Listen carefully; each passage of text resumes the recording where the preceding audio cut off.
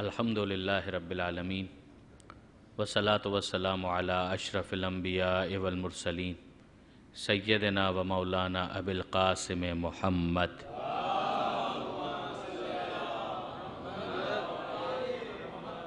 واہل بیتہ الطیبین الطاہرین المعصومین المظلومین المنتجبین المنتخبین المیامین لا سیما علی الامام المنتظر والحجۃ الثانی عشر واللعنۃ الدائمۃ الباقیۃ علی اعدائہم اجمعین من یوم ظلمہم الی قیام یوم الدین اللہم انا نرغب الیک فی دولۃ کریمہ تعز بها الاسلام واہلہ وتذل بها النفاق واہلہ وتجعلنا فیہا من الدعاة الی طاعتک والقادۃ الی سبیلک وترزقنا بها کرامۃ الدنیا والآخرہ رب اشرح لی صدری ویسر لی امری واحلل عقدۃ من لسانی یفقہوا قولی واجعلنی خالصا لوجہک الکریم یا اللہ صلوات علی محمد وآل محمد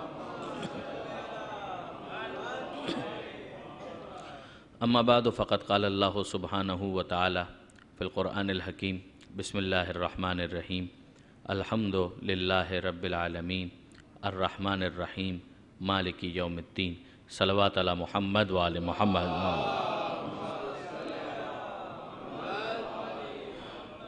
برادران عزیز، مسلسل سورہ مبارکہ فاتحہ کی ذیل میں کچھ گزارشات آپ کی خدمت میں پیش کرنے کا شرف حاصل کیا گیا۔ ظاہر ہے کہ آج کی یہ سیکنڈ لاسٹ اسپیچ ہے اور اس کے بعد کل آخری ایک تقریر باقی ہے اور اسی میں ان ساری باتوں کو انشاءاللہ وائنڈ اپ کرنا ہے۔ سورہ مبارکہ فاتحہ کی جامعیت کے حوالے سے میں کئی مرتبہ یہ گزارش کر چکا کہ قرآن کے پیغام کو پروردگار عالم نے سمیٹ کر سورہ مبارکہ فاتحہ میں پیش کیا، جس میں عقائد کا بھی تذکرہ ہے اور پروردگار عالم نے انسان کو عبادت کی طرف بھی متوجہ کیا کہ جہاں پر پروردگار کی صفتوں کا تذکرہ کرتے ہوئے غائب کی صیغوں سے اچانک پروردگار کو براہ راست مخاطب کرتے ہوئے انسان یہ کہتا ہے کہ ایاک نعبد و ایاک نستعین، کہ مالک ہم تیری عبادت کرتے ہیں، صرف تیری عبادت کرتے ہیں اور تجھی سے مدد کے خواستگار ہیں۔ اور اس کے بعد پھر طریقہ عبادت سمجھنے کے لیے اور پروردگار عالم کی تمام تر توجہات کو حاصل کرنے کے لیے جو دعا سکھائی گئی وہ یہی ہے کہ اہدنا الصراط المستقیم، کہ مالک ہمیں ہدایت کر دے اور ایک مرتبہ ہدایت مل جائے تو اسی صراط مستقیم پر ہمیں ثابت قدم رکھ۔ اور اسی کے ذیل میں کل ہم نے یہ گزارش کی تھی کہ جو ہدایتوں کے مختلف درجات اور مختلف فیزز اور لیولز بیان کیے گئے قرآن مجید کی آیتوں کی روشنی میں اور معصومین کی احادیث کی روشنی میں، اس میں ایک مرحلہ فطری ہدایت کا ہے، دوسرا مرحلہ عقلی ہدایت کا ہے، تیسرا مرحلہ نبی اور امام کے ذریعے سے ہدایت کا ہے، اور پھر ایک اور مرحلہ توفیق ہے کہ جس کے اندر انسان اس توفیق کی دعا مانگتا ہے کہ جو ہدایت حاصل ہو چکی ہے اس میں استمرار آ جائے، اس میں تسلسل آ جائے، کہ ایک مرتبہ صراط مستقیم پر آ جانا کافی نہیں ہے، اس پر باقی رہنا بھی ضروری ہے۔ اور اسی کے حوالے سے پھر مختلف آیتیں آپ کی خدمت میں پیش کرنے کا شرف حاصل کیا گیا تھا۔ ضمناً یہ عرض کر دوں کہ سورہ مبارکہ عنکبوت کی جو آیت میں نے آپ کے سامنے کل پیش کی، وَالَّذِينَ جَاهَدُوا فِينَا لَنَهْدِيَنَّهُمْ سُبُلَنَا، وہ لوگ کہ جو ہماری راہ میں کوشش کرتے ہیں، محنت کرتے ہیں، جد و جہد کرتے ہیں، لَنَهْدِيَنَّهُمْ سُبُلَنَا، ہم یقیناً ان کی اپنے راستوں کی طرف ہدایت کرتے ہیں۔ وہاں پر والذین شاید تسامحاً یا اشتباہاً ہم نے لئن جاہدوا فینا پڑھ دیا تھا، اس کی میں اصلاح کرنا چاہوں گا کہ والذین جاہدوا فینا لنہدینہم سبلنا، کہ انسان جب تک وہ صراط مستقیم پہ نہیں ہے لیکن بہرحال اس کی توجہ ہے، وہ حق کی تلاش میں ہے، تو پھر ہوگا کیا کہ مختلف نکات پر ہے اور مختلف نکات سے، چاہے وہ شرک کا نقطہ ہو، چاہے وہ کفر کا نقطہ ہو، چاہے وہ اہل کتاب کے کیٹیگری میں ہو، چاہے وہ بدھ مذہب کا ماننے والا ہو، کسی بھی دین کا ماننے والا ہو، لیکن وہاں سے اگر وہ صراط مستقیم کی تلاش میں جستجو کے مرحلے میں ہے تو اسلام اس کو اپریشیٹ کرتا ہے۔ اور ایک مرتبہ ظاہر ہے کہ جب صراط مستقیم پر وہ آ بھی جائے گا تو اس کے پھر مختلف مراحل تو ہیں، اس لیے کہ راستہ تو مسلسل ہے، یہاں پر اختتام تو کہیں پر بھی نہیں ہے، یہاں پر فل اسٹاپ تو کہیں پر بھی نہیں ہے، یہ سلسلہ تو زندگی کے اختتام تک چلتا ہی رہے گا، زندگی ختم ہو سکتی ہے، معرفت پروردگار کا سفر ختم نہیں ہو سکتا۔ لہٰذا جب یہ سلسلہ مسلسل ہے تو انسان مسلسل اس ہدایت میں اضافے کی پروردگار سے دعا مانگتا چلا جائے گا۔ اب برادران عزیز، جو بعض علماء نے اس کو لنک کیا سورہ مبارکہ بقرہ کے ساتھ، کہ آپ غور فرمائیے، مثلا مولانا مودودی صاحب نے بھی اس نقطے کو بیان کیا، اور فقط انہوں نے نہیں، بہت سے علماء نے اس بات کو بیان کیا۔ کتنا ہی مناسب ہو کہ مجلس کے دوران موبائل فون کو بند کر دیا جائے، سائلنٹ کر دیا جائے یا اس کو بند کر دیا جائے۔ آداب مجلس اور محفل کے خلاف ہے کہ مجلس کے دوران آپس میں بات کی جائے یا موبائل فون پر کسی اور سے بات کی جائے۔ درود بھیجے گا محمد و آل محمد پر۔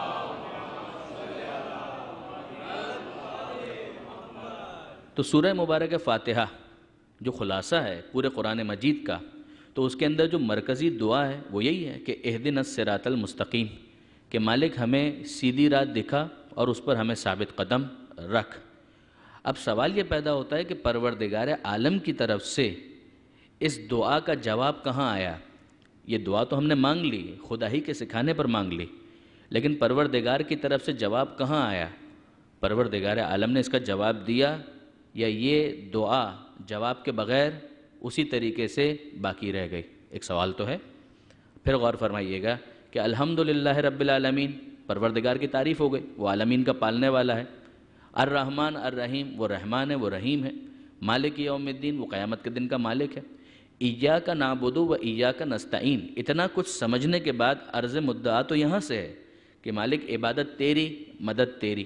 اور اب اس کے بعد جو دعا مانگی ہے وہ کیا ہے کہ اہدنا الصراط المستقیم، کہ مالک راستہ چاہیے، سیدھا راستہ چاہیے، اس پر ثابت قدمی چاہیے۔ ان لوگوں کا راستہ ہے کہ جن پر تیرا انعام نازل ہوا، یہ بھی سمجھ میں آ گیا کہ کچھ ہیں کہ جن کے ذریعے سے وہ راستہ ہم تک واضح کیا جائے گا۔ ان کا راستہ نہیں ہو سکتا جن پر غضب نازل ہوا، جو گمراہ ہیں ان کا راستہ نہیں ہو سکتا۔ مگر اب سوال یہ پیدا ہوتا ہے کہ یہ تو ہم نے دعا مانگی خدا کی بارگاہ میں، خدا کی طرف سے جواب کیا آیا؟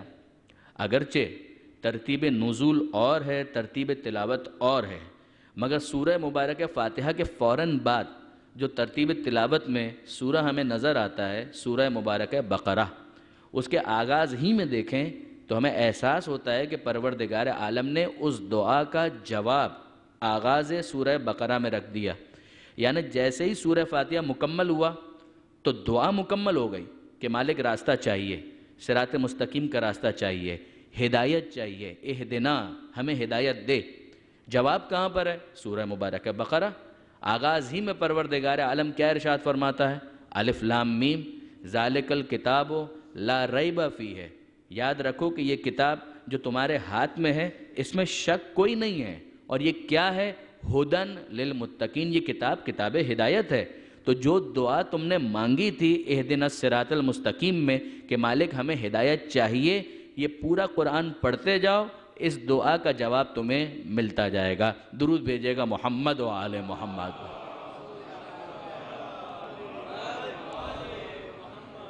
لیکن اب جب ہم نے اس آیت کو دیکھا کہ جس کے اندر پروردگار عالم نے ہدایت کا اعلان کیا، ہدن، تو وہاں پر کیا کہا گیا کہ ہدن للمتقین، کہ یہ کتاب ہدایت تو ہے۔ دیکھیے انعمت علیہم، وہ کہ جن پر خدا نے نعمت نازل کی، نعمت ہدایت نازل کی، جن کو ہادی بنایا، تو ہمارے سامنے ہدایت کا ایک سورس آ گیا کہ کچھ افراد ہیں۔ ٹیکسٹ کیا ہے؟ ٹیکسٹ یہ ہے کہ یہ کتاب ذالک الکتاب لا ریب فیہ ہدن، یہ ہدایت ہے، مگر کس کے لیے؟ پروردگار عالم نے سورہ مبارکہ بقرہ کے آغاز ہی میں انسانوں کی 3 کیٹیگریز بیان کی ہیں۔ پہلی کیٹیگری متقین، دوسری کیٹیگری کافرین، تیسری کیٹیگری منافقین۔ یہ 3 کیٹیگریز پروردگار عالم نے ڈسکس کی ہیں۔ پھر یاد دلا رہا ہوں کہ ترتیب تلاوت اور ہے، ترتیب نزول اور ہے، مگر پھر بھی جب ہم سورہ مبارکہ بقرہ کو آغاز ہی میں دیکھتے ہیں تو ہمیں احساس ہوتا ہے کہ پروردگار عالم یہ سمجھانا چاہتا ہے کہ اے قرآن کے مطالعہ کرنے والے، اے قرآن کے پڑھنے والے، ہم تمہیں پہلے ہی بتا دیتے ہیں کہ انسانوں کی 3 قسمیں ہیں، یا وہ متقین ہیں، یا وہ کافرین ہیں، یا وہ منافقین ہیں۔ تم اپنے بارے میں طے کرو کہ تمہیں کس کیٹیگری میں جانا ہے۔ متقین میں جانا چاہتے ہو کافرین میں جانا چاہتے ہو، منافقین میں جانا چاہتے ہو۔ اگر کافرین میں جانا چاہتے ہو یہ کتاب تمہارے لیے ہدایت نہیں ہے، اگر منافقین میں جانا چاہتے ہو یہ کتاب تمہارے لیے ہدایت نہیں ہے، اگر متقین کی فہرست میں جانا چاہتے ہو تو یاد رکھو کہ یہ کتاب تمہارے لیے ہدایت ہے۔ متقین میں شامل ہو جاؤ، کتاب ہدی للمتقین ہے، اور انعمت علیہم کا وہ مصداق جو امام المتقین ہے اس کے ماتحت بھی تم آ جاؤ گے۔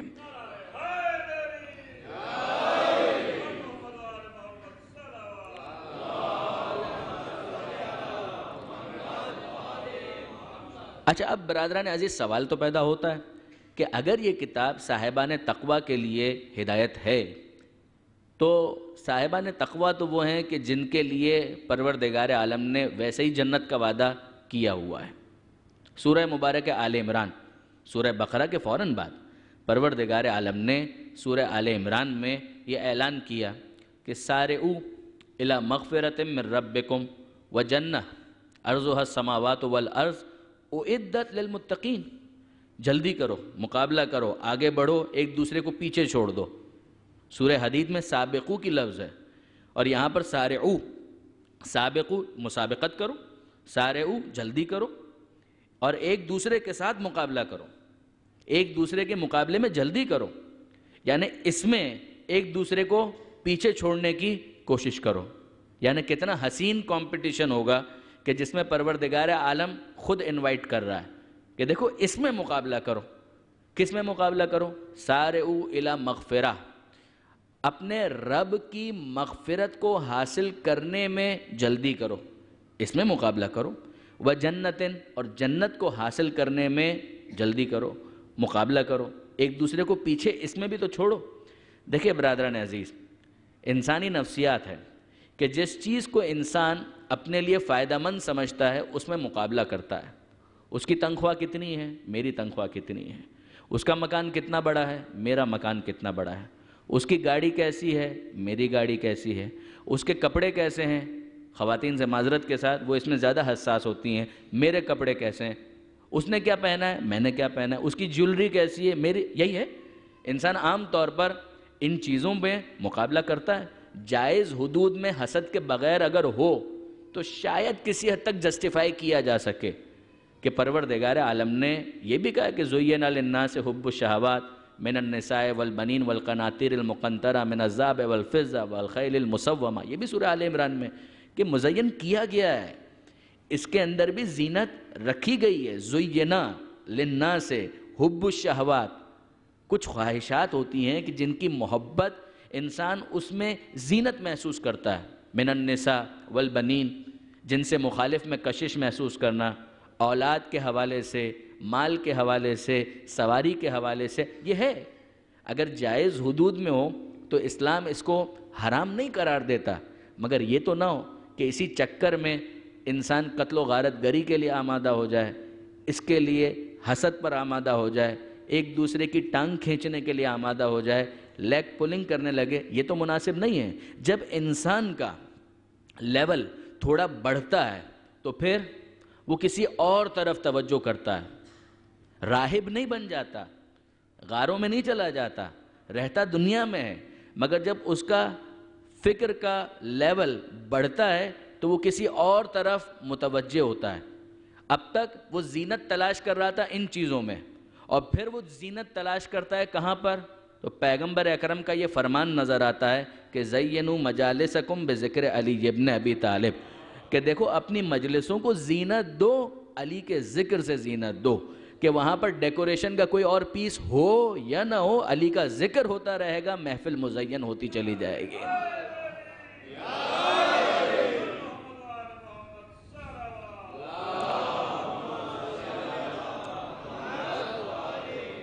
اب برادران عزیز یہ بات کہیں اور چلی گئی، میں وقت اس کو مکمل کر کے واپس اس آیت کی طرف جاؤں کہ یہ عجیب شرف ہے علی کا، نہیں ذکر علی کا۔ علی کا تو شرف کیا ہوگا؟ ذکر علی کا، کہ محفل کی زینت ہے ذکر علی، اور خود علی کے لیے زینت ہے وہ بیٹی کہ جس کا نام ہے زینب، کہ جو اپنے باپ کے لیے بھی زینت کا درجہ رکھتی ہے پروردگار عالم کی طرف سے۔ درود بھیجے گا محمد و آل محمد۔ تو یہ ہے زین للناس سے، مگر بات وہ نامکمل نہ رہ جائے کہ یہ جو صاحبان تقوی ہیں، جو پہلی کیٹیگری ہے، اگر ایک انسان ذالک الکتاب لا ریب فیہ ھدی للمتقین، ہدایت صاحبان تقوی کے لیے ہے، جو صاحب تقوی ہے اس کو ہدایت کس لیے چاہیے؟ وہ تو پہلے ہی جنت کا حقدار بن چکا ہے۔ آیت سارعو، جلدی کرو، ایک دوسرے کو پیچھے چھوڑ دو، اس میں مقابلہ کرو، الی مغفرۃ من ربکم، اپنے رب کی مغفرت کے حصول کے لیے مقابلہ کرو، پیچھے چھوڑ دو ایک دوسرے کو، وجنت، اور جنت کو حاصل کرنے کے لیے ایک دوسرے سے مقابلہ کرو، عرضها السماوات والارض، جنت کی وسعت مثل آسمان و زمین، نہ اس کی وسعت ہمیں سمجھ میں آتی ہے، نہ جنت کی وسعت انسان جان سکتا ہے۔ کس کے لیے ہے یہ جنت؟ اعدت للمتقین، یہ جنت ہے صاحبان تقوی کے لیے، متقین کے لیے۔ تو برادران عزیز، اس دنیا میں ہدایت مل جائے، کیوں؟ تاکہ ہم متقین بنیں، متقی بننے کے بعد جنت کے حقدار بن جائیں۔ تو اگر ایک شخص متقی بن گیا تو وہ تو جنت کا حقدار ہے، جنت کا حقدار ہے تو الگ سے اب ہدایت کی ضرورت کیا ہے اس کو؟ وہ تو آلریڈی کوالیفائیڈ ہے، وہ تو جنت کا انٹری پاس اس کے ہاتھ میں آ چکا ہے۔ اور اب پروردگار عالم کہتا ہے کہ ھدی للمتقین، تم نے دعا مانگی اہدنا الصراط المستقیم، ہم نے جواب دیا ھدی للمتقین، کہ یہ کتاب ہدایت ہے صاحبان تقوی کے لیے۔ تو اب مجھے ضرورت کیا ہے؟ اچھا، مزے کی بات یہ ہے کہ آگے پروردگار عالم نے سورہ بقرہ ہی میں انہی آیتوں کے تسلسل میں یہ اعلان کیا، اولئک علی ھدی من ربہم، یہی لوگ تو ہیں جو اپنے رب کی طرف سے ہدایت پر ہیں، وَأُولَئِكَ هُمُ الْمُفْلِحُونَ، اور یہی لوگ تو کامیاب ہیں۔ تو مالک جب پہلے ہی کامیاب ہو گئے تو اب قرآن مجید الگ سے کیا ہدایت کرے گا؟ وہ تو پہلے ہی ہدایت یافتہ ہیں۔ اسی لیے علامہ سید علی نقی صاحب کا ترجمہ واقعاً معنی خیز ہے کہ وہ وہاں پر متقین کا ترجمہ کرتے ہیں۔ دیکھیے کلاسز ہیں نا، کلاسز ہیں، ایک ہی اسکول ہے اور اس کی مختلف کلاسز ہیں، class 1، class 2، class 3، class 4، class 5۔ جو اس اسکول میں ہے مختلف کلاسز میں ہے، مگر سب کے سب اسی اسکول کے اسٹوڈنٹس مانے جائیں گے۔ کچھ وہ ہیں جو اسکول میں نہیں ہیں، بچے ہیں مگر اسکول میں نہیں ہیں، وہ آوارہ گردی کر رہے ہیں، باہر پھر رہے ہیں، ادھر ادھر جا رہے ہیں۔ کیا ان کو پسندیدگی کی نظر سے دیکھا جائے گا؟ اگر وہ اپنے اختیار سے، اگر اسکول کی مثال سمجھ میں نہیں آتی تو کالج کی، کہ اسکول پاس کر لیا، اور کچھ وہ ہیں جو آوارہ گردی کر رہے ہیں، کالج میں نہیں جا رہے، پڑھ نہیں رہے، اور وہ کہہ رہے ہیں دیکھو ہم کتنے آزاد ہیں۔ یہ لوگ بے وقوف ہیں، جو کبھی اسکول جاتے ہیں کبھی کالج جاتے ہیں، یہ لوگ بے وقوف ہیں، صبح سے دوپہر تک پڑھ رہے ہیں، کتابیں اٹھا رہے ہیں، جا رہے ہیں، لکھ رہے ہیں، پاگل ہیں، احمق ہیں۔ ہم کو دیکھو ہم کتنے مزے میں ہیں۔ تو یہ وہ لوگ ہیں کہ جنہیں اپنے مستقبل کی کوئی فکر نہیں ہے، توجہ ہے، انہیں اپنے مستقبل کی کوئی فکر نہیں ہے۔ اور دوسری طرف وہ ہیں کہ جو تلاش کر رہے ہیں کہ کس کالج میں جانا ہے، اس میں نہیں، یہ اتنا اچھا نہیں ہے، اس میں اچھا اس کی کیا خاص بات ہے، کہا نہیں اس میں بھی مزہ نہیں آ رہا، اس میں تلاش کر رہے ہیں۔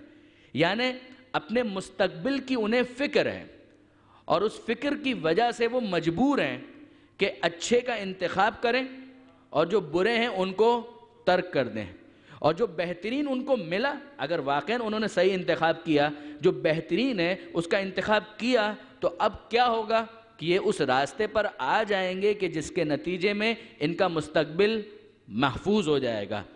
ترجمہ کیا کیا؟ فکر نجات رکھنے والوں کے لیے یہ کتاب ہدایت ہے۔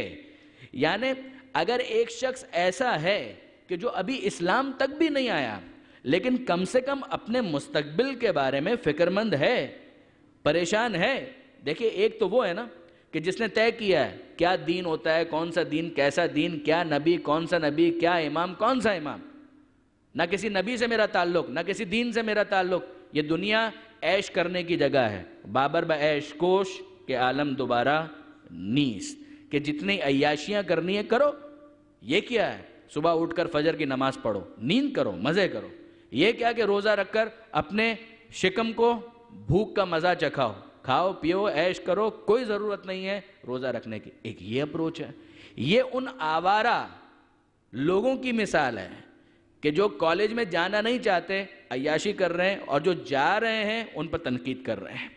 دوسری وہ قسم ہے کہ جس نے ابھی کالج جوائن نہیں کیا ہے، ان لوگوں کی طرح کہ ابھی کسی دین پر نہیں آئے ہیں مگر انہیں اپنے مستقبل کی فکر ہے. یہ وہ لوگ ہیں کہ جو قرآن نہ بھی پڑھیں تو متوجہ ہیں کہ پیدا کرنے والا وہ ہے، پالا اس نے ہے، رحمان وہ ہے، رحیم وہ ہے، حساب بھی لے گا. جو میں کئی مرتبہ عرض کر چکا کہ آپ 5 درہم کسی کو دیں تو حساب لیتے ہیں، خدا زندگی دے کر حساب مانگنے کا حق نہیں رکھتا، حساب تو لے گا. اب یہ ہے فکر نجات رکھنے والے کہ جنہیں فکر ہوئی. جب انہیں فکر ہوئی تو یہ کم سے کم چاہے ابھی اسکول میں داخل نہیں ہوئے اسلام کے، مگر صاحبان تقوی میں اس معنی میں شامل ہو جائیں گے کہ فکر نجات رکھتے ہیں. تو پروردگار عالم اعلان کرتا ہے کہ ذالک الکتاب لا ریب فیہ ھدی للمتقین. یہ کتاب ہدایت ہے ان افراد کے لیے جو فکر نجات رکھتے ہیں. اور یہ فکر نجات رکھنے والے، ان کی پہلی صفت یہ ہے کہ یؤمنون بالغیب، یہ غیب پر ایمان لے آئیں گے. ایمان لاتے ہیں، لے آئیں گے. یا ابھی ان کی یہ کیفیت ہے یا مستقبل میں یہ کیفیت ان کی ہو جائے گی. صیغہ مضارع کہ جو حال پر بھی دلالت کرتا ہے اور فیوچر کے اوپر بھی دلالت کرتا ہے کہ یہ غیب پر ایمان لے آتے ہیں، لے آئیں گے. جستجو میں ہیں، کیوریوسٹی ہے، تجسس ہے. اگر ان کی نظر محدود ہے تو یہ دنیا سے آگے کچھ نہیں دیکھ پائیں گے. بس دنیا ہے اور بس جو کچھ دنیا کے اندر ہے وہی ہے. جب دنیا سے آگے نہیں دیکھ پائیں گے تو خالق سے ان کا رابطہ نہیں ہو پائے گا. جب خالق سے ان کا رابطہ نہیں ہو پائے گا تو یہ غیب پر کیوں ایمان لائیں گے؟ ان کا تو اصرار یہی ہوگا آنکھوں سے دکھاؤ، اگر خدا ہے تو آنکھوں سے بتاؤ. آنکھوں سے دیکھیں گے پھر مانیں گے. جس پر ہم بات کر چکے کہ انسان تو اتنا کمزور ہے کہ سورج کے روشنی کو ان آنکھوں سے نہیں دیکھ سکتا تو خدا کے نور کو وہ کیا ان آنکھوں سے دیکھے گا؟ جو معصوم نے سمجھایا، یہ اب تلخیص کی طرف ہم جا رہے ہیں، خلاصے کی طرف، کہ آپ غور فرمائیے معصوم نے جو سمجھایا تھا کیا سمجھایا تھا. تم یہ کہتے ہو کہ حواس خمسہ سے خدا محسوس ہو تو ہم مانیں، اور ہم یہ کہتے ہیں کہ وہ حواس خمسہ کی رینج میں آ جائے تو خدا نہیں ہوگا. جو خدا ہو اسے حواس خمسہ کی رینج سے باہر ہونا چاہیے. یہ پروردگار کی ہم بات کر رہے ہیں، کسی مخلوق کی بات نہیں کر رہے. مخلوق کبھی بھی حواس خمسہ کی رینج میں آ سکتی ہے لیکن خالق وہ حواس خمسہ کی رینج میں اس طرح سے نہیں آئے گا. آپ غور فرمائیے برادران عزیز، ھدی للمتقین، فکر نجات رکھنے والے وہ افراد کہ جنہیں اپنے مستقبل کی فکر ہے. اب یہ کیا تماشا ہے، کیا تماشا ہے کہ اگر کوئی شخص کراچی سے دبئی آ جائے کمانے کے لیے تو ہم اس کی تعریف کرتے ہیں. کیوں؟ دیکھو اسے مستقبل کی فکر ہے، اسے مستقبل کی فکر ہے. یہ اپنے بچوں کا فیوچر بہتر کرنا چاہتا ہے. کوئی بمبئی سے آ جائے، دہلی سے آ جائے، کلکتہ سے آ جائے، لکھنؤ سے آ جائے، ہم تعریف کرتے ہیں. یہ عقل مند ہے، اس وقت زحمت برداشت کر رہا ہے. کیوں؟ اپنے فیوچر کے لیے، مستقبل کو سیکیور کرنے کے لیے. اچھا مستقبل یعنی کیا مطلب؟ 20 سال آگے، 15 سال آگے، 25 سال آگے، 30 سال آگے. خود مر بھی جائے گا تو نسلیں تو 100 سال آگے. آگے کا اور کیا اسے پتا چلے گا؟ وہ اپنی کوشش کر رہا ہے. ہم تعریف کرتے ہیں، ہم کہتے ہیں یہ کتنا عقل مند ہے کہ اپنے مستقبل کی اسے فکر ہے. تو اتنا تو طے ہوا کہ جو 20 سال آگے دیکھ رہا ہو وہ قابل تعریف ہوتا ہے، جو 25 سال آگے دیکھ رہا ہو وہ قابل تعریف ہوتا ہے. ہم کہتے ہیں اس کا ویژن ہے. تو جو 20 سال آگے دیکھ رہا ہے وہ قابل تعریف ہے، جو 50 سال آگے دیکھ رہا ہے وہ قابل تعریف ہے، اور جو اس زندگی کے بعد آخرت کو دیکھ رہا ہے وہ قابل تعریف نہیں ہوگا. پروردگار عالم اس کی طرف متوجہ کرنا چاہتا ہے. ھدی للمتقین، یہ ہدایت ہے ان فکر نجات رکھنے والوں کے لیے کہ جنہیں آخرت کی فکر ہے، جو مالک یوم الدین پر ایمان لا چکے ہیں، غیب پر ایمان ہے. اگر یہ اس کیٹیگری میں نہیں ہے تو پھر ان الذین کفروا سواء علیہم اانذرتہم ام لم تنذرہم لا یؤمنون. اے حبیب برابر ہے وہ جنہوں نے طے کر لیا ہے کہ وہ نہیں مانیں گے، وہ ہیں پکے کافر. دیکھیں کچے کافر نہیں. ایک تو وہ کافر ہے جو کفر میں پکا نہیں ہے ٹھیک ہے پیدا ہو گیا ہے کسی مشرک کے گھر میں تو مشرک ہے، کسی کافر کے گھر میں تو کافر ہے. نہیں وہ نہیں. ایک ایسا کافر کہ جو اپنے کفر میں پکا ہو چکا ہے، جس نے طے کر لیا ہے کہ میں قبول نہیں کروں گا، جو میں نہیں مانوں گا. جس نے یہ طے کر لیا ہے کہ میں قبول نہیں کروں گا، کچھ بھی ہو جائے قبول نہیں کروں گا، قرآن جیسا معجزہ میں نہیں مانوں گا. دیکھیے برادران عزیز ایسے ہوتے ہیں کہ سنگریزے تسبیح پڑھ رہے ہیں، میں نہیں مانتا. سورج پلٹ آئے کہ میں نہیں مانتا. چاند دو ٹکڑے ہو جائے میں نہیں مانتا. جس نے طے کر لیا ہے تو اس کے سامنے اگر کاندھوں پر بلند کر کے من کنتم مولاہو کا اعلان کر دیا جائے وہ نہیں مانے گا. وہ طے کر چکا ہے کہ میں نہیں مانوں گا. تو ان الذین کفروا اے حبیب وہ کہ جو پکے کافر ہیں، جنہوں نے طے کر لیا ہے کہ ہم قبول نہیں کریں، ہم نہیں مانیں گے، سواء علیہم برابر ہے. آپ انہیں ڈرائیں انذرتہم، آپ انہیں ڈرائیں نہ ڈرائیں، وہ ایمان لانے والے نہیں، لا یؤمنون، وہ ایمان نہیں لائیں گے، وہ قبول نہیں کریں گے. یہ ہے دوسری کیٹیگری. پہلی کیٹیگری فکر نجات رکھنے والے جو تقوی کا ابتدائی اسٹیج ہے، آخری نہیں، ابتدائی اسٹیج، کہ جس کے بعد وہ صراط مستقیم کی تلاش میں ہیں، جن کے لیے سورہ زمر میں پروردگار عالم نے یہ اعلان کیا فَبَشِّرْ عِبَادِ الَّذِينَ يَسْتَمِعُونَ الْقَوْلَ فَيَتَّبِعُونَ أَحْسَنَهُ. اے حبیب ذرا آپ دیکھیے فریڈم آف تھاٹ، اسلام کس قدر آزادی فکر کا حامی ہے. سورہ زمر کی اس آیت پر توجہ کیجئے گا. علماء کرام تشریف فرمائے توضیح المسائل کے اندر ہم یہ پڑھتے ہیں پہلی چیز کہ اصول دین میں تقلید کی کوئی گنجائش نہیں ہے. فبشر اے حبیب خوشخبری بشارت کن کو؟ عبادی میرے ان بندوں کو. یعنی پروردگار اپنی طرف انتساب کس طرح سے کر رہا ہے؟ فبشر اے حبیب بشارت خوشخبری کن کو؟ عبادی میرے ان بندوں کو الذین یستمعون القول کہ جن میں سوچنے سمجھنے کی اتنی صلاحیت ہے کہ وہ مختلف اوپینینز، مختلف آراء، مختلف اقوال انہیں بہت توجہ کے ساتھ سنتے ہیں. فَيَتَّبِعُونَ أَحْسَنَهُ اور اس میں سے جو بہترین ہوتا ہے، جو دی بیسٹ ہوتا ہے اس کو پک کرتے ہیں، چوز کرتے ہیں اور پھر اس کو فالو کرنا شروع ہو جاتے ہیں. کیا اس سے زیادہ آزادی فکر کے اظہار کے لیے کوئی اور طریقہ ہو سکتا ہے؟ فَيَتَّبِعُونَ أَحْسَنَهُ. اسلام کو کسی قسم کا ریزرویشن نہیں ہے. ایگزامن کریں، واقعاً اسلام کو ایگزامن کریں. جو عقائد اسلام پیش کرتا ہے ان کو ایگزامن کریں. جن کو فکر نجات ہے وہ ایگزامن کریں گے. اسلام پورے کانفیڈنس کے ساتھ اپنے عقائد کو ایگزامن کرنے کے لیے پریزنٹ کرتا ہے کہ سوچو، غور کرو، اور اس کے بعد جب یہ احساس ہو جائے کہ واقعاً یہ دی بیسٹ ہے تو پھر اس کو ایکسیپٹ کرو اور پھر اس کو قبول کرو. فَيَتَّبِعُونَ أَحْسَنَهُ پہلی کیٹیگری فکر نجات رکھنے والے. دوسری کیٹیگری پکے کافر، طے کر کے بیٹھے ہم نے نہیں ماننا، کچے کافر نہیں، پکے کافر. سواء علیہم اے حبیب برابر ہے. اَأَنذَرْتَهُمْ آپ ان کو ڈرائیں نہ ڈرائیں، لا یؤمنون یہ ایمان لانے والے نہیں ہیں. اچھا یہ پکے کافر مگر کھلے کافر. اور اب تیسری کیٹیگری پکے کافر مگر چھپے ہوئے کافر. لوگوں میں وہ بھی ہیں جو نفاق کے کور کو اپنے چہرے پر رکھتے ہیں. صاحبان ایمان سے ملتے ہیں تو کہتے ہیں کہ ہم تمہارے ساتھ ہیں، اور جب کافروں کے پاس جاتے ہیں تو کہتے ہیں ہم تمہارے ساتھ ہیں. انما نحن مستہزئون ہم تو ان کا مذاق اڑا رہے تھے، ہم تو ان کے ساتھ موکری کر رہے تھے، مذاق اڑا رہے تھے، استہزاء کر رہے تھے. ہمارا ان کا کیا تعلق ہے؟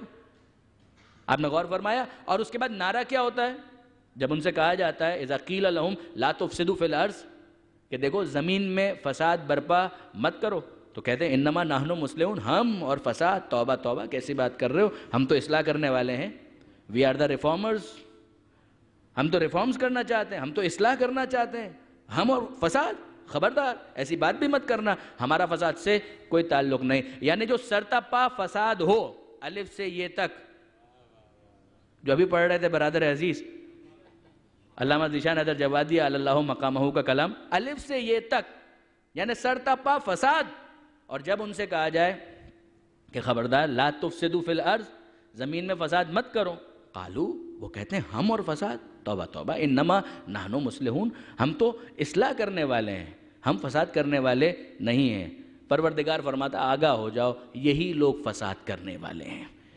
یعنی ہر اصلاح کا دعوے دار اس قابل نہیں ہوتا ہے کہ اس کو فالو کرنا شروع کر دیا جائے۔ انسان ایک مومن، اسے بہت کوشش ہونا چاہیے۔ برادران عزیز، جو حدیث کے اندر آیا ہے کہ اتقوا فراست المومن، مومن کی فراست سے ڈرو، فَإِنَّهُ يَنْظُرُ بِنُورِ اللَّهِ، اس لیے کہ مومن اللہ کے نور سے دیکھتا ہے، وہ اتنا بھولا بالا نہیں ہوتا ہے کہ کوئی بھی آ کر اس کو بے وقوف بنا کر چلا جائے۔ مومن کی صفات، اتقوا فراست المومن، مومن کی فراست سے ڈرو، فَإِنَّهُ يَنْظُرُ بِنُورِ اللَّهِ۔ اچھا اب یہ نفاق کور تو ہے، بظاہر اسلام ایمان وہ تو ہے، اس کا کور ہے اور اس کے ذیل میں اپنے سارے کام کر رہا ہے۔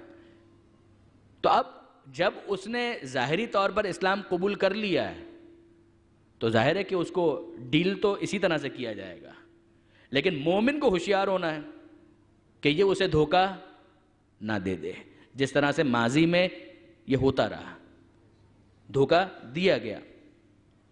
اچھا اب برادران عزیز، یہ تینوں کیٹیگریز بیان کرنے کے بعد پہلی مرتبہ پروردگار عالم نے 21ویں آیت میں خطاب کیا۔ خطاب تو اب تک خدا ہی کر رہا تھا، نہیں، مخاطب کیا۔ کس طرح سے؟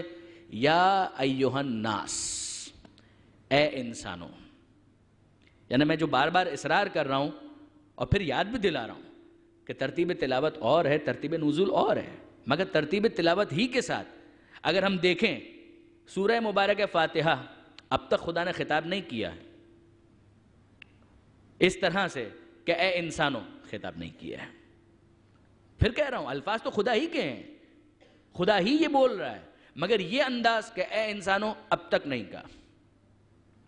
بسم اللہ الرحمن الرحیم، الحمدللہ رب العالمین، الرحمن الرحیم، مالک یوم الدین، ایاک نعبد و ایاک نستعین، اہدنا الصراط المستقیم، صراط الذین انعمت علیہم غیر المغضوب علیہم ولا الضالین۔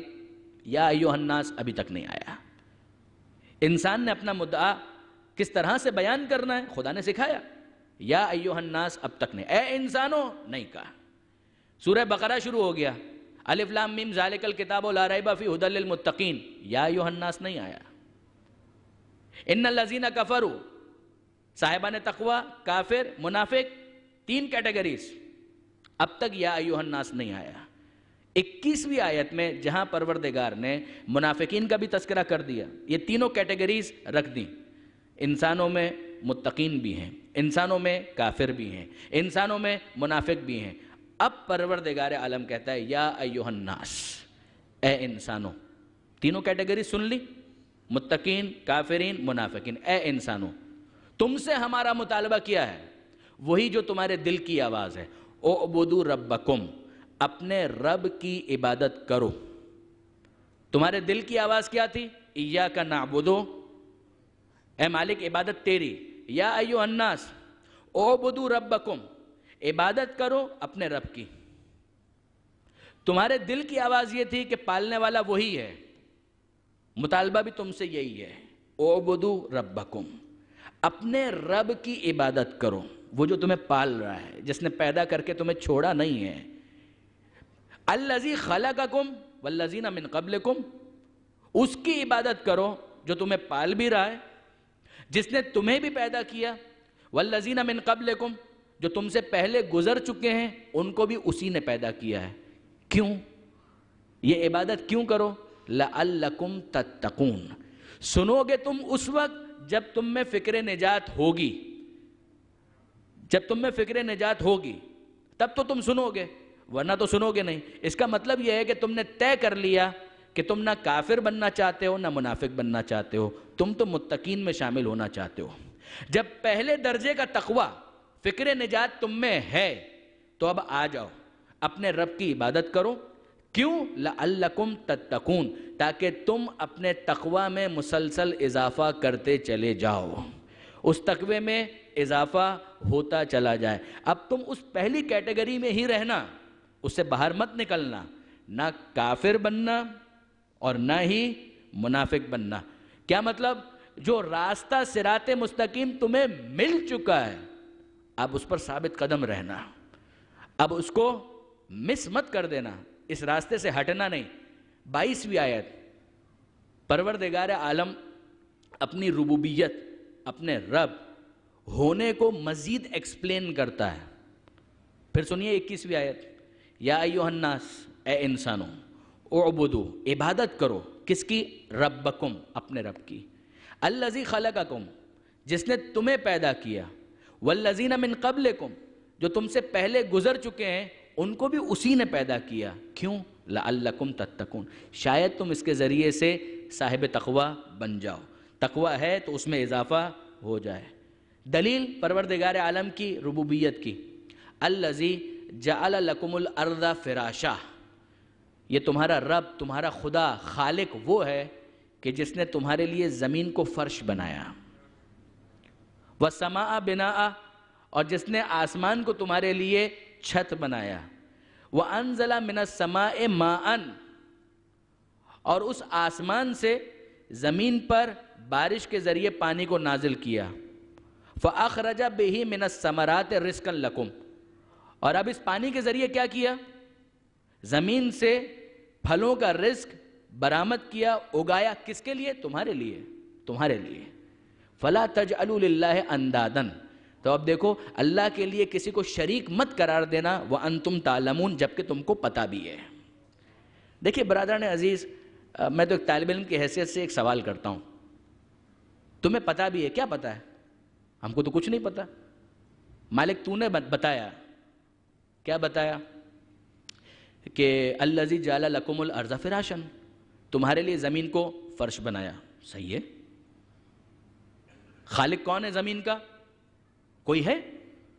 اس کا دعویٰ یہ ہے کہ اس نے اس کام کو انجام دیا، ہم تو موجود نہیں تھے، ہمیں کیا پتا، اس نے بتایا، کوئی اور دعوے دار نہیں ہے تو ہم نے مان لیا، صحیح ہے۔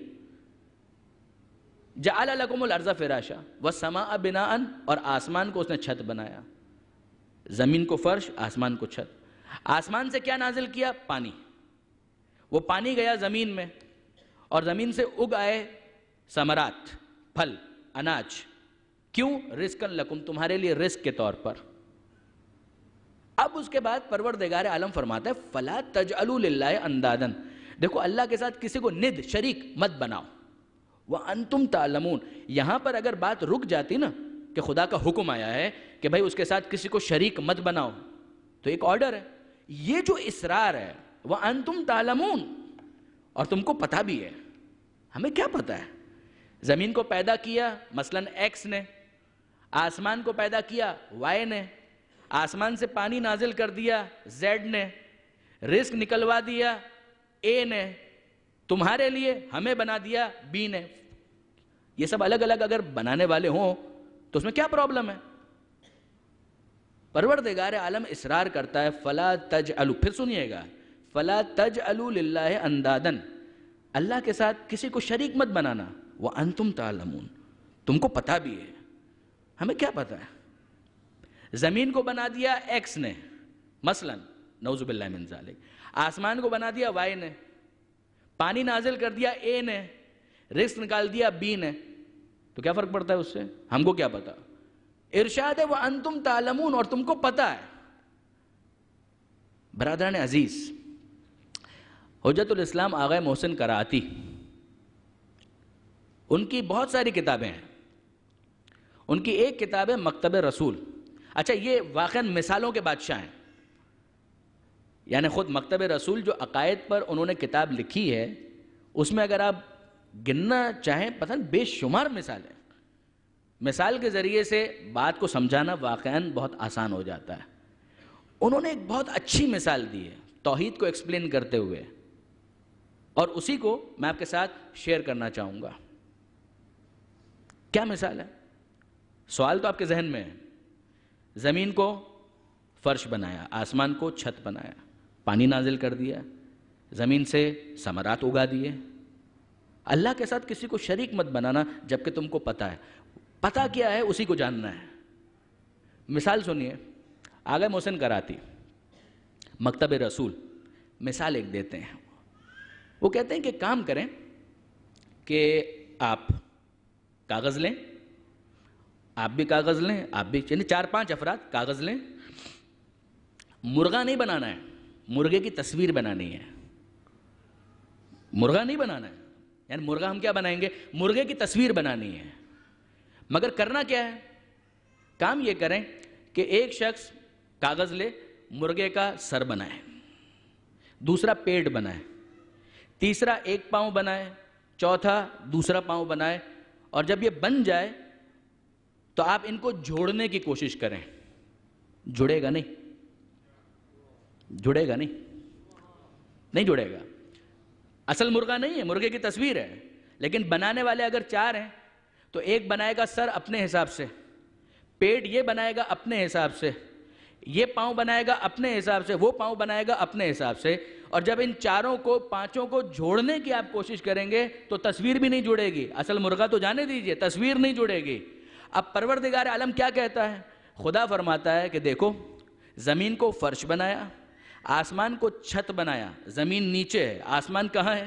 انزل من السماء ماء، آسمان سے پانی نازل کرتا ہے، وہ پانی جاتا ہے زمین میں، اور زمین سے پھر رزق نکلتا ہے، اور کس کے لیے نکلتا ہے؟ تمہارے لیے۔ اگر آسمان کا بنانے والا اور ہوتا، زمین کا بنانے والا کوئی اور ہوتا، پانی نازل کرنے والا اور ہوتا، تو ان سب کے اندر یہ ربط اور کوارڈینیشن کیسے ہوتا کہ سب جب ملیں تو اس کے نتیجے میں رزق نکلے، اور اس رزق کو یہ کیسے پتا چلتا کہ جو انسان زمین پر چل رہا ہے اس کے لیے اس رزق کو تیار کرنا ہے، اور رزق میں وہ سب کچھ ہو جو انسان کی غذائی ضروریات کے مطابق ہو۔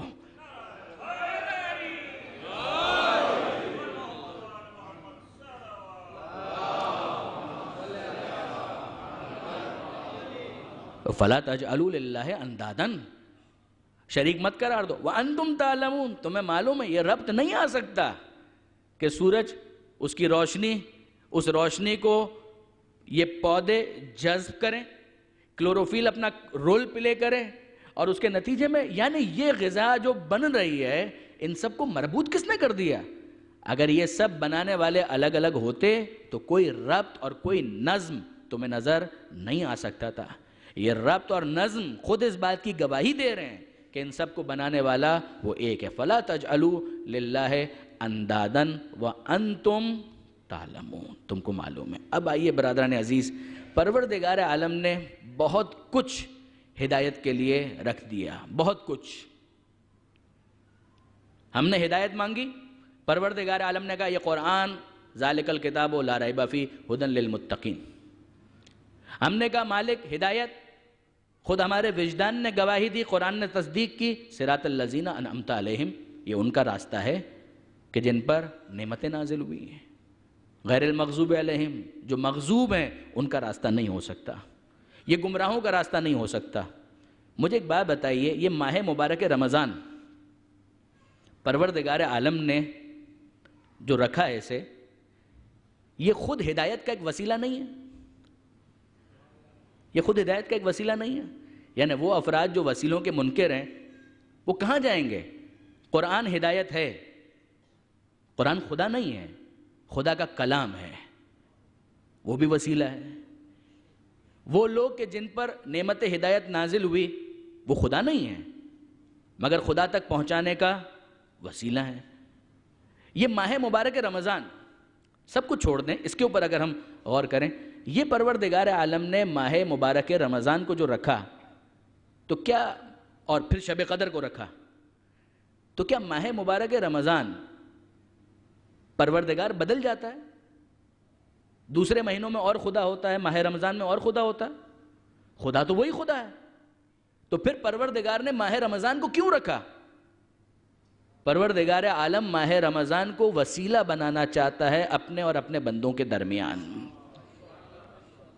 دیکھیے ویسے تو دعا خود وسیلہ ہے، دعا کے ذریعے سے ہم خدا کے علم میں اضافہ نہیں کرنا چاہتے، پروردگار عالم کی ہدایت کے انتظام تو دیکھیں، دعا خود وسیلہ ہے۔ علیم بذات الصدور، جو کچھ تمہارے سینوں میں موجود ہے اللہ کو معلوم ہے، تو مالک جب تجھے معلوم ہے تو دعا کی ضرورت کیا ہے؟ کہا نہیں، ادعونی، مجھے پکارو، استجب لکم، پکارو گے پھر میں جواب دوں گا۔ تو دعا تو خود وسیلہ ہے، جو منکران وسیلہ ہیں وہ کہاں جائیں گے؟ دعا تو خود وسیلہ ہے۔ پھر ماہ مبارک رمضان، دوسرے مہینوں میں خدا بدل جاتا ہے؟ نہیں، وہی ہے، مگر ماہ مبارک رمضان کہ یہ ماہ مبارک رمضان میں جو دعا کرے گا دوسرے مہینوں کا اس دعا کے ساتھ مقابلہ نہیں ہو سکتا ہے۔ دوسرے مہینوں میں بھی شب جمعہ، جمعے کا دن، وہ بدھ کے برابر نہیں ہے، جمعہ برتر ہے، بڑھ کر ہے، تو خدا بدل جاتا ہے؟ نہیں، خدا وہی ہے، مگر دنوں میں خدا نے جمعے کو وسیلہ بنایا، شب جمعہ کو وسیلہ بنایا، مہینوں میں خدا نے ماہ مبارک رمضان کو وسیلہ بنایا، ماہ مبارک رمضان میں شب قدر کو وسیلہ بنایا۔ خدا وہی خدا ہے، مگر یہ پروردگار عالم کا لطف و کرم ہے کہ مختلف اپورچونٹیز اپنے بندوں کو دیتا ہے۔ اے میرے بندے اس طرح سے میرے پاس آ جا، اس طرح سے میرے پاس آ جا، اس طرح سے آ جا، یہ سب صراط مستقیم ہی کا مصداق ہیں، یہ سب کے سب پروردگار عالم تک پہنچنے کا ایک وسیلہ ہے کہ جس کے ذریعے خدا تک پہنچا جاتا ہے۔ خدا وہی خدا ہے، کوئی فرق نہیں پڑا۔ میں دوسرا ایک سوال اپنے نوجوان دوستوں کے لیے، یہ تو زمانے کی بات تھی نا، مکان کے اوپر آ جائیے۔ کیا مکان کے بدلنے سے خدا بدل جاتا ہے؟ نہیں، خدا تو وہی خدا ہے، وہ تو لا زمان لا مکان۔ گھر میں نماز پڑھی اور مسجد میں نماز پڑھی، دونوں برابر ہیں؟ گھر میں نماز پڑھنے کا وہ ثواب قطعاً نہیں، علماء کرام تشریف فرمائے اور آپ ویسے بھی جانتے ہیں۔ مسجد میں آ کر نماز پڑھی، ثواب بڑھ گیا، ثواب بڑھ گیا۔ تو کون بدل گیا؟ خدا بدل گیا؟ کہا کہ نہیں، جگہ بدل گئی۔ جب جگہ بدل گئی تو پروردگار نے مسجد کو وسیلہ قرار دیا، عبادت میں رفعت آ گئی، عبادت میں بلندی آ گئی۔ اور آپ مکان کو بدل دیں، مسجد سے چلے جائیے مکہ معظمہ، تو کیا خدا بدل جاتا ہے؟ خدا تو وہی ہے، مگر مکہ کو چونکہ خدا نے اپنی بارگاہ تک پہنچنے کا وسیلہ بنایا ہے، لہٰذا اگر کوئی اس وسیلے سے متوسل ہو جائے تو پروردگار کی نظر میں اس کی عبادت کا وزن بڑھ جاتا ہے۔ خدا ہر جگہ ہے، تو پھر کیا ضرورت ہے کہ حج کرنے کے لیے عرفات کے میدان میں جائیں، مزدلفہ میں جائیں، منی میں جائیں؟ یہ سب وسیلے ہیں۔ اگر پروردگار عالم وسیلے کا منکر ہوتا تو کیوں ہمیں نظر آتا ہے قرآن مجید کے اندر اتخذوا من مقام ابراہیم مصلی، دیکھو مقام ابراہیم کو اپنے نماز پڑھنے کی جگہ بناؤ۔ مالک وہ کیا؟ وہ تو پتھر ہے۔ کہا کہ ہاں، مگر وہ پتھر عام پتھر نہیں ہے، اس پتھر کی خاصیت یہ ہے کہ اس میں میرے خلیل ابراہیم کے قدموں کے نشان موجود ہیں۔ کیا اس کے بعد بھی ذہنوں میں شک آ سکتا ہے کہ پروردگار عالم اپنی حجت سے وابستہ چیزوں کے احترام کا قائل نہیں ہے؟ اتخذوا من مقام ابراہیم مصلی۔ برادران عزیز، میں منزل مصائب سے کچھ دور ہوں، ذرا غور فرمائیے اس بات کے اوپر۔ اتخذوا من مقام ابراہیم مصلی، مقام ابراہیم کو نماز پڑھنے کی جگہ بناؤ، کیوں؟ اس لیے کہ مقام ابراہیم اس پتھر کا نام ہے جس پر حجت خدا ابراہیم خلیل اللہ کے قدموں کے نشان ہیں۔ تو کچھ قاعدہ تو ہمیں سمجھ میں آتا ہے، اگر وہ پتھر اس وجہ سے محترم ہو گیا اور مقام ابراہیم بن گیا کہ اس پر حجت خدا کے قدموں کے نشان ہیں، تو وہ مٹی کتنی محترم ہوگی جس میں حجت خدا کے خون کے نشان ہیں؟ وہ پتھر جس میں حجت خدا کے قدموں کے نشان تھے وہ بنا مقام ابراہیم، اور وہ مٹی جس میں حجت خدا کے خون کے نشان موجود تھے وہ مٹی بنی خاک شفا۔ یہ پروردگار عالم کی طرف سے ریکگنائز کیا جا رہا ہے، اعلان کیا جا رہا ہے کہ ہم اپنے راہ میں قربانی دینے والوں کی قربانیوں کو ضائع نہیں ہونے دیتے۔ ان اللہ لا یضیع اجر المحسنین، اس نے عمل کرنے والوں کی محنتوں کو پروردگار عالم ضائع نہیں کرتا. زمانوں کے اعتبار سے وسیلے موجود، مکان کے اعتبار سے وسیلے موجود. اور برادران عزیز، میں آگے مزید عرض کروں آپ کی خدمت میں، جس نقطے کی طرف میں توجہ دلانا چاہ رہا ہوں خاص اپنے نوجوان دوستوں کو.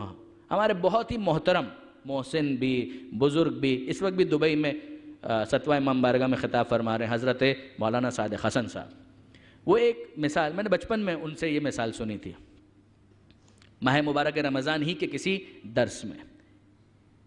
بہت اچھی مثال ہے.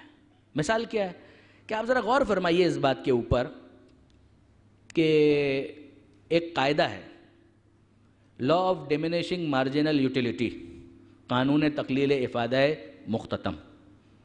کیا مطلب؟ ظاہر ہے کہ آپ میں سے جو اکنامکس سے وابستہ ہیں وہ تو بہت اچھی طرح سے اس کو پک کر رہے ہوں گے، مگر ایک آسان سی مثال کہ آپ کو بہت بھوک لگی ہے اور آپ کھانا کھا رہے ہیں، تو جو پہلے نوالے میں مزہ آئے گا وہ دوسرے میں نہیں آئے گا، اور جو دوسرے نوالے میں مزہ ہوگا وہ تیسرے میں نہیں ہوگا، اور جو تیسرے میں ہوگا وہ چوتھے میں نہیں ہوگا. ایک پلیٹ آپ نے مکمل کر لی اور دوسری پلیٹ لی، تو جو پہلی پلیٹ کا مزہ تھا وہ دوسری پلیٹ کا نہیں ہوگا، اس لیے کہ بھوک سیٹسفائی ہوتی جا رہی ہے نا. تو قانون تقلیل افادہ مختتم، law of diminishing marginal utility, کہ آہستہ آہستہ وہ بات نہیں رہتی ہے اس کے اندر. اچھا آپ دیکھیے، غور فرمائیے، پروردگار عالم نے ماہ مبارک رمضان آن دا ہول، کیا بات ہے اس مہینے کی اور کیا کہنا، لیکن جو اہم ماہ رمضان کی بھی اہم عبادتیں ہیں ان کو آخر میں رکھا ہے. اعتکاف یوں تو آپ کبھی بھی کر سکتے ہیں، مگر تاکید ہے. اعتکاف یوں تو جب بھی انسان روزہ رکھ سکتا ہے اعتکاف کر سکتا ہے، لیکن تاکید ہے کہ آخری عشرے میں اعتکاف کیا جائے. Law of diminishing marginal utility تو یہ کہتا ہے کہ جیسے جیسے گزرتا جاتا ہے معاملہ ویسے ویسے مزہ کم ہونے لگتا ہے. آپ دیکھیے واقعاً پہلی رمضان، دوسری رمضان، جوش جوش میں اگر اعتکاف کا کوئی اعلان ہو تو آدمی فوراً پہنچ بھی جائے. اب تو 15 دن ہو گئے، 20 دن ہو گئے، اب تو تھوڑا سا معاملہ جو ہے وہ ریڈیوس ہونے لگتا ہے، ڈیمینش ہونے لگتا ہے، کم ہونے لگتا ہے. تو اب کہا کہ نہیں، جاؤ اور جا کر اعتکاف کرو. اب کہا نہیں، جاؤ اور جا کر شب قدر کے اعمال کرو. مالک اب تو آخر کی باتیں ہیں، اس کو چھوڑ، ختم کر، وہ دل اب نہیں لگتا ہے. Law of diminishing marginal utility تو یہی کہتا ہے.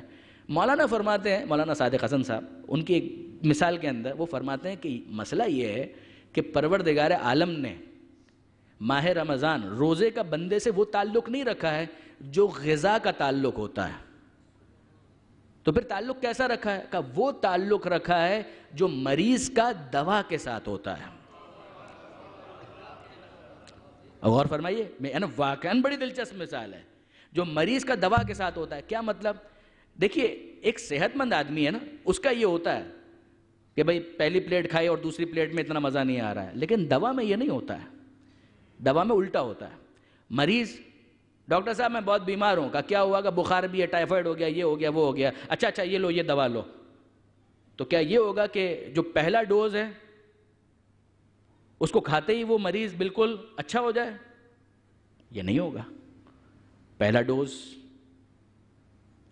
فرق پتہ بھی نہیں چل رہا ہے، دوسرا ڈوز کچھ فرق ہوا، تیسرا ڈوز کچھ اور بہتر ہوا، چوتھا ڈوز 4 دن گزر گئے اور بہتر ہونے لگا، اب کچھ چلنے کے قابل ہو گیا.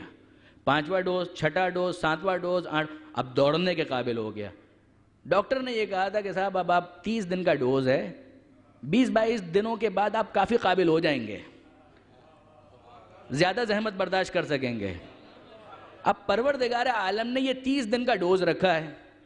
پہلا دن گزرا، کہا نہیں ابھی اعتکاف کہاں کرے گا یہ میرا مومن، ابھی تو کچھ ڈوز آگے جائیں تو اس کے بعد کچھ توانائی آنا شروع ہوگی. 8-10 دن گزر گئے، 15 دن گزر گئے، اور اب جب 19ویں کی شب آئی، کہا کہ اب ایک ٹرائل، شب قدر کا پہلا ایپیسوڈ، کہ ہاں ٹھیک ہے ایک رات ذرا جاگنے کی کوشش کرو. وہ جاگ کر گزاری. 21 کا پھر جاگو.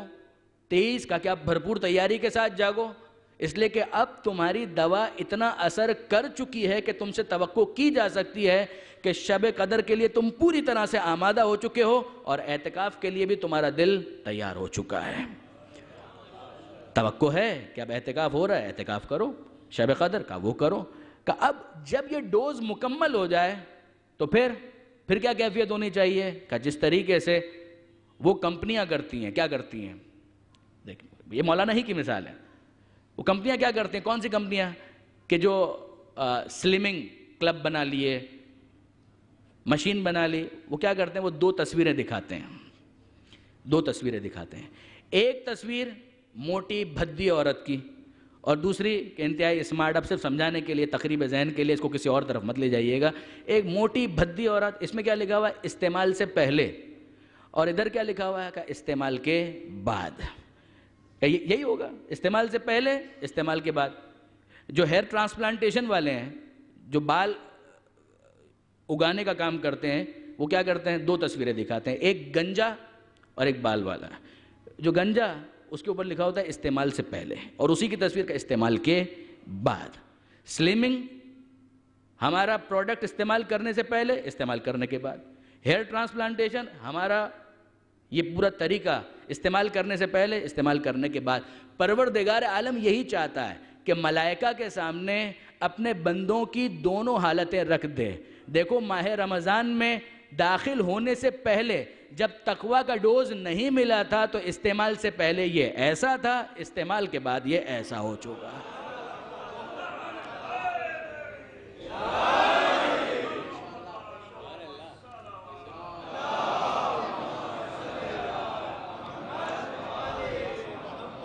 اور اب ہمیں سمجھ میں آتا ہے کہ پیغمبر اکرم نے کیوں کہا.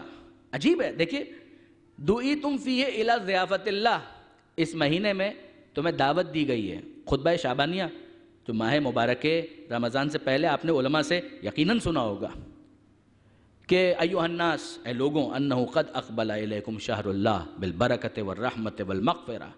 لوگوں, تمہاری طرف وہ مہینہ آ رہا ہے, اللہ کا مہینہ آ رہا ہے, اکیلا نہیں آ رہا ہے, مغفرت کے ساتھ آ رہا ہے.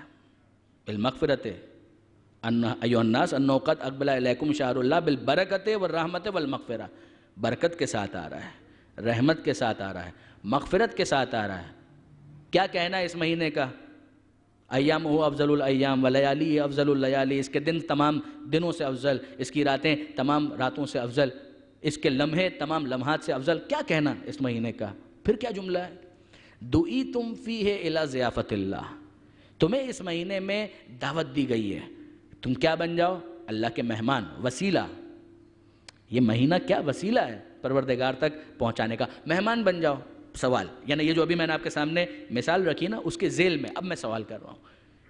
آپ کسی کو مہمان بناتے ہیں تو پہلا کام کیا کرتے ہیں؟ پہلا کام یہ کرتے ہیں کہ اس سے پوچھتے ہیں کہ بھائی آپ کی پسند کی ڈش کون سی ہے, آپ کھانے میں کیا پسند کرتے ہیں؟ اب وہ جو بھی بتائے, بریانی, ہم کھوجے ہیں تو دال چاول, مثلا عام تو ہماری قومی ڈش دال چاول ہے, بریانی, یا جس کی بھی جو بھی پسند ہو اس کے مطابق وہ بتائے گا کہ صاحب یہ مجھے بہت زیادہ پسند ہے, اور آپ اس کے لیے اسے تیار کریں گے. پروردگار عالم کا عجیب نظام ہے. 11 مہینوں میں بھی کھا تو اسی کا رہے تھے.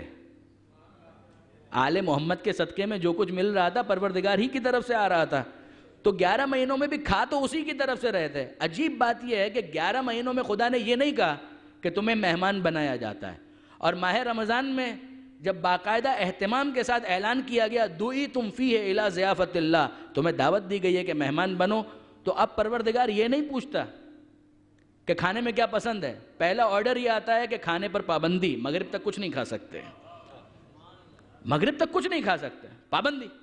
چلا آ رہا ہے سلسلہ اسی طریقے سے. افطار کے بعد کھا لینا, افطار سے پہلے کچھ نہیں کھا سکتے. تو مالک یہ کیا مہمان بنانے کا یہ کون سا اسٹائل ہے؟ تو خالق ہے, تو مالک ہے, ہم بول تو کچھ نہیں سکتے, مگر بات سمجھ میں بھی نہیں آ رہی. اب میں دوسری بات کروں آپ کی خدمت میں. آپ کا مہمان, آپ میزبان ہیں اور آپ کا مہمان, آپ اس سے سوال کرتے ہیں کہ بھائی آپ خیریت سے ہیں؟ کہا کہ نہیں بھائی شوگر بہت ہائی ہے, شوگر بہت ہائی ہے, ڈائبیٹک ہوں, ڈائبٹیز ہو چکا ہے, شوگر بہت ہائی ہے. کہا کہ بس ٹھیک ہے, اللہ آپ کو شفا دے. اور ابھی وہ گھر پہ آیا اور آپ نے اس کے لیے بہترین حلوہ تیار کیا اور لا کے رکھ دیا. آپ میرے مہمان ہیں, کھائے بغیر مت جائیے گا. تو وہ مہمان کیا کہے گا؟ وہ مہمان یہی کہے گا کہ آپ میزبان ہیں یا قاتل ہیں, آپ کیا کرنا چاہ رہے ہیں؟ کہا میں حلوہ لے کر آیا گاجر کا، بہترین بہترین، اور آپ مجھے یہ کہہ رہے ہیں کہ میں قاتل ہوں؟ کہا کہ اے بندہ خدا، جب میں آپ کو بتا بھی رہا ہوں کہ مجھے ڈائبٹیز ہے، میں شوگر پیشنٹ ہوں، اور اس کے بعد بھی آپ حلوہ لے کر آ رہے ہیں، تو خدا کا واسطہ کہ ایسی مہمان نوازی نہ کریں کہ جس کے نتیجے میں میرا جنازہ تیار ہو جائے۔ میزبان نے کہا میں معذرت چاہتا ہوں، میری توجہ، اچھا وہ آپ نے مجھے بتایا، اچھا آپ پہلے مجھے یہ بتائیے، یہ ساری چیزیں تو چھوڑیں، آپ کا جو پرہیزی کھانا ہوگا وہ تو تیار کروں گا، مگر یہ بتائیے دوا کی آپ کو کون سی ضرورت ہے؟ انداز بدل گیا۔ اب میزبان نے کہا کہ پہلے میں اپنے مہمان کی دوا کا انتظام کروں تاکہ اسے کسی قسم کا کوئی نقصان نہ پہنچے۔ غور فرمایا آپ نے، دوا وہ لے کر آیا، پرسکرپشن لے گیا، دوا لے کر آیا، کہا کہ اب اس کے مطابق آپ کا کھانا ارینج کیا جائے گا اور دوا آپ لیتے رہیے گا، دیکھیے دوا لا کر ہم نے آپ کو دے دی ہے۔ پروردگار عالم نے بھی اسی بات کا انتظام کیا۔ میرے بندوں، 11 مہینے تک کھاتے میرا ہی ہو، رازق میں ہی ہوں، تمہاری دعاؤں کو میں ہی قبول کرتا ہوں، مگر مہمان بننے کا خاص اسی لیے کہہ رہا ہوں کہ تم بیمار ہو چکے ہو، اور مجھے معلوم ہے کہ تمہارا علاج کیسے کرنا ہے۔ 1 مہینے تک یہ ڈوز استعمال کرو تاکہ تم صاحب تقوی بن جاؤ، لعلکم تتقون۔ جب تقوی کی دولت آ جائے گی، بیماری دور ہو جائے گی، شب 23 کو میں چیک کر لوں گا کہ تم کتنے صحت مند ہو چکے ہو، اعتکاف میں چیک کر لوں گا کہ تم کتنے صحت مند ہو چکے ہو، پھر اس کے بعد کھاتے رہنا تمہیں منع بھی نہیں کروں گا، عید منانے کا اعلان بھی کر دیا جائے گا۔ درود بھیجئے محمد و آل محمد پر۔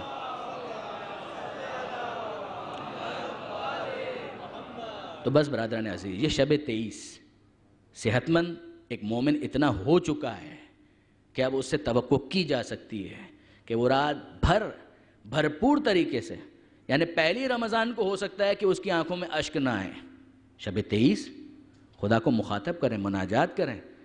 خاص طور پر ویسے تو مولانا موسوی صاحب ظاہر ہے کہ اپنے مخصوص انداز سے جو بھی عبادتیں کروائیں گے، مناجات امیر المومنین اگر ہو سکے، اعمال کی فہرست میں آپ کو نظر نہیں آئے گا، مگر واقعاً باحال دعا ہے کہ مولا خود اللہ کو بطور مولا کس طرح سے پکارتا ہے کہ مولایا یا مولایا انت المولا وانا العبد وهل يرحم العبد الا المولا، کہ اے میرے مولا تو مولا، میں تیرا عبد اور تیرا بندہ، اور بندے پر مولا کے سوا کون رحم کرتا ہے؟ مولایا یا مولایا انت الغفور وانا المذنب، اے میرے مولا تو غفور ہے، تو مغفرت کرنے والا ہے، میں تو مذنب گنہگار ہوں، اور گنہگار پر غفور کے سوا کون رحم کرتا ہے؟ کہ مولایا یا مولایا انت الرحمن وانا المرحوم، کہ اے میرے مولا تو رحمان ہے، میں تو مرحوم ہوں، میں تو وہ ہوں کہ جس کے اوپر رحم کیا جاتا ہے، تو مرحوم پر رحمان کے سوا کون رحم کرے گا؟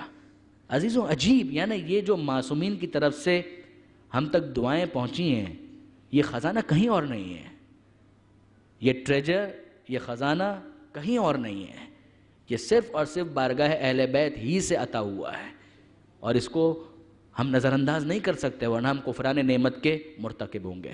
بس مصائب کی طرف جانے کے لیے میں سورہ قدر کی اس آیت کو آپ کے سامنے پیش کرنا چاہتا ہوں۔ پچھلے سال بھی میں نے بی بی ہی کا تذکرہ کیا تھا مصائب میں، اور انصاف یہی ہے کہ شب قدر میں جب انسان مصائب پڑھے 23ویں شب میں،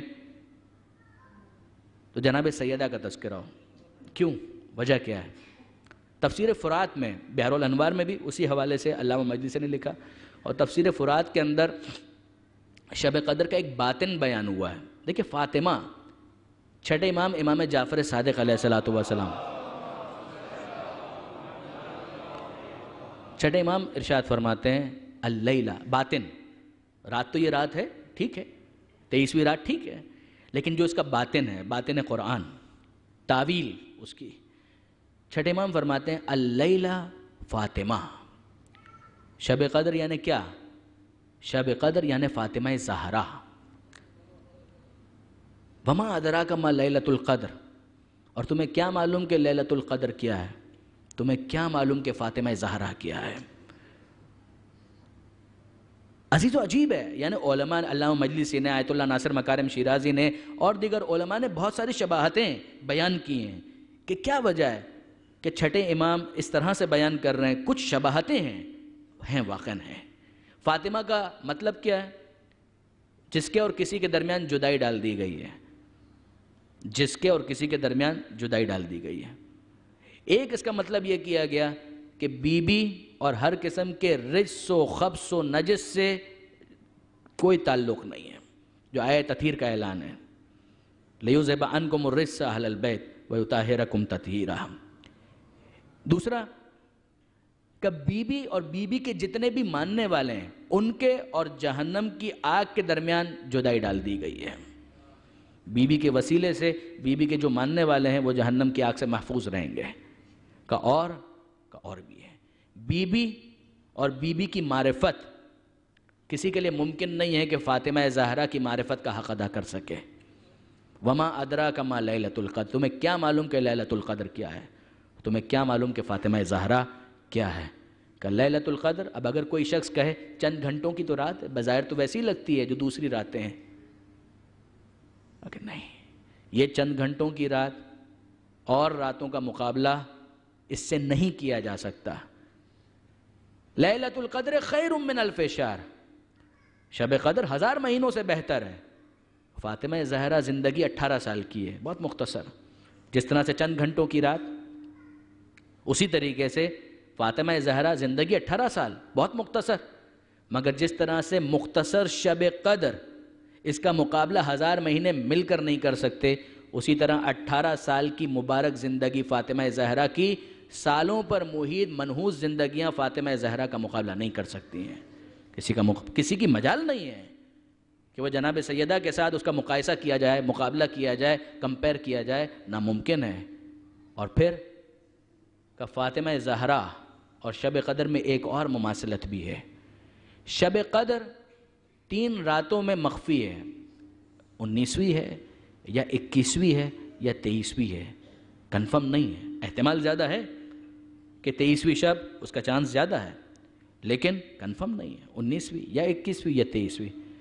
کہ فاطمہ زہرا رسول کی ایک بیٹی جو اس دنیا میں رہ گئی تھی اور اس کا انتقال ہوا، شہادت ہوئی، اور یہ بیٹی وہ ہے کہ جس کی قبر کا کچھ نہیں پتہ۔ احتمال ہے، اور 3 ہی احتمال ہیں، کہ یا اپنے حجرے میں دفن ہے، یا مسجد نبوی کے اندر جسے جنت کا ٹکڑا کہا جاتا ہے وہاں پر دفن ہے، اور یا جنت البقیع میں دفن ہے۔ احتمال زیادہ ہے اس بات کا کہ حجرے میں دفن ہے، جس طرح سے 23ویں شب کا احتمال زیادہ ہے۔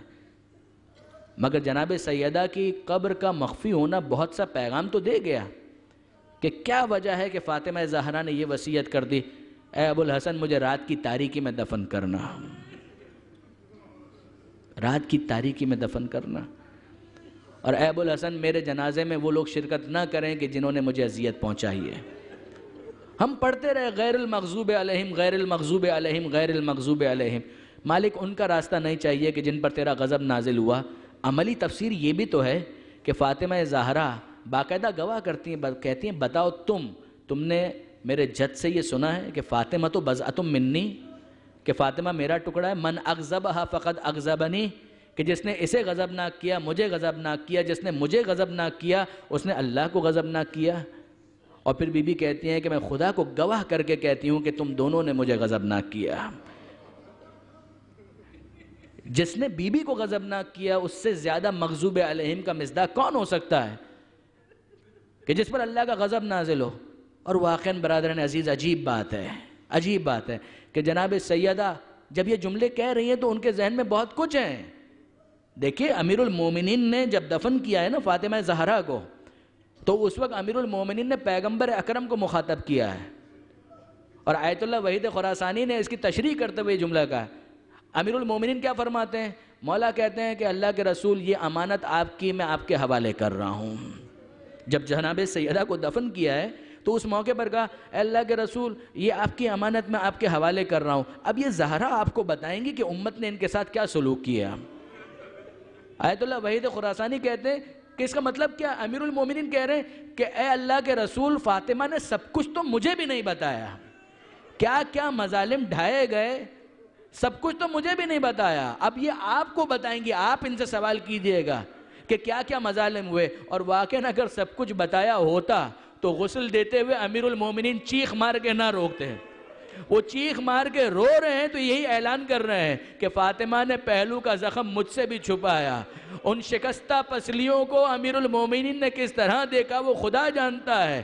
مگر اتنا تو ہے عزیزان محترم کہ حق یہ تھا کہ پیغمبر اکرم کے بعد فاطمہ زہرا سے تعزیت کی جاتی. مگر ہوا کیا کہ وہ دروازہ کے جس پر پیغمبر اکرم مہینوں آ کر یہ کہتے رہے کہ السلام علیکم یا اہل بیت النبوہ، اے اہل بیت نبوت تم پر میرا سلام، اور پھر آیت تطہیر کی تلاوت کرتے تھے. اس امت کا یہ عجیب برتاؤ ہے کہ پیغمبر کی آنکھ بند ہوتی ہے، تعزیت کے لیے نہیں آتے ہیں، آتے ہیں تو آگ اور لکڑی لے کر آتے ہیں اور کہتے ہیں کہ ابو الحسن کو باہر نکالو ورنہ اسے آگ لگا دی جائے گی. اور جب کوئی کہتا ہے معلوم ہے کہ دروازے کے پیچھے فاطمہ ہے، دروازے کے پیچھے حسن ہے، دروازے کے پیچھے حسین ہے، کہ ہوا کرے. اور اس کے بعد دھواں بلند ہوتا ہے اور جب یہ دروازہ گرتا ہے تو زہرا کہاں ہے؟ در و دیوار کے فشار میں جناب سیدہ اس طرح سے پس کر رہ جاتی ہیں کہ فضہ کو مخاطب کر کے کہتی ہیں یا فضہ خذینی، اے فضہ مجھے سنبھال، میرا محسن شہید ہو گیا.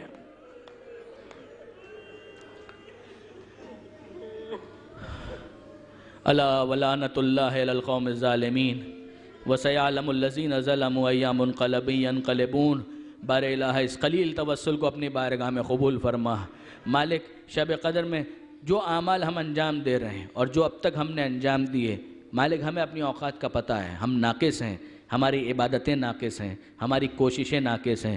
مگر تجھے شب قدر کا واسطہ، بی بی فاطمہ زہرا کا واسطہ، مالک ہماری ناقص عبادتوں کو اپنی کامل رحمت کے طفیل قبول فرما. مالک تجھے واسطہ محمد و آل محمد کا، مالک ہمارے گناہ کبیرہ و صغیرہ کو معاف فرما. مالک ہمارے مرحومین جو اس دنیا سے رخصت ہو چکے ہیں انہیں اپنے معصومین کے جوار میں جگہ عطا فرما، اپنے جوار رحمت میں جگہ عطا فرما. مالک تجھے واسطہ محمد و آل محمد کا پریشان حال مومنین کی پریشانیوں کو دور فرما. آل محمد کے ماننے والے جہاں کہیں بھی آباد ہیں ان کی جان، مال، عزت و آبرو کی حفاظت فرما. مالک بیماروں کو بیمار کربلا کے صدقے میں شفا عطا فرما. جو بے روزگار ہیں انہیں عزت کی روزی عطا فرما. اور مالک جو برسر روزگار ہیں ان کے رزق میں برکت اور کثرت عطا فرما. جو مومنین اس حوالے سے اپنا کردار ادا کر سکتے ہیں بے روزگار مومنین کی مدد کرنے کی انہیں توفیق عطا فرما. اے مالک تجھے واسطہ محمد و آل محمد، ہم میں سے کتنے ہی ایسے ہیں کہ جو مسافرت میں ہیں، پردیس میں ہیں. اے پروردگار ہم اپنے وطن میں اپنے گھر والوں کو چھوڑ کر آئے ہیں، مالک ان سب کی حفاظت